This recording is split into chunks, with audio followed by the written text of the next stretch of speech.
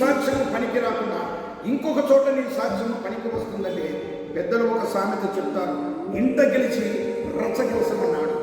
ఉన్న సొంత ఇంటిలోనే, సొంత గ్రామంలోనే, సొంత ఊరిలోనే నీవు ఒక సాక్షిగా నిలవలేనప్పుడు బయటికి వెళ్ళి ఎలా నువ్వు సాక్షిగా నిలవగలవు?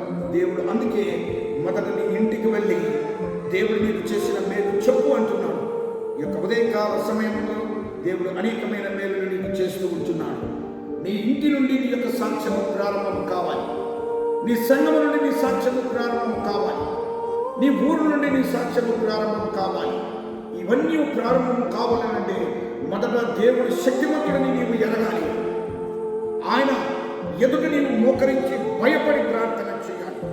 అప్పుడు దేవుడు నీకు కలిగిన సమస్త బాధల నుండి, ఆ సేనా దైవం పట్టిన వాని యొక్క పరిస్థితి ఎరిగిన దేవుడు ఆ బాధను నీకు ముక్తిపరిచిన రీతిగా నీకు కలిగిన సమస్త బాధల నుండి విడుదల కలిగించి నిన్ను ఆశీర్వదించి స్వస్థ చిత్తునిచ్చే ఆయన నుండి స్వస్థత నుండి, ఆయన నుండి ఆ గొప్ప కార్యాలను చూసిన నీవు ఒక సాక్షిగా నిలిచి అనేకులకు దేవుని సాక్షిగా నీ నుండి దేవుని శక్తిని అనేకులకు చాటించే రీతిగా నీ యొక్క సాక్ష్యం ఉండటకు దేవుడు సహాయం చేయుగాక.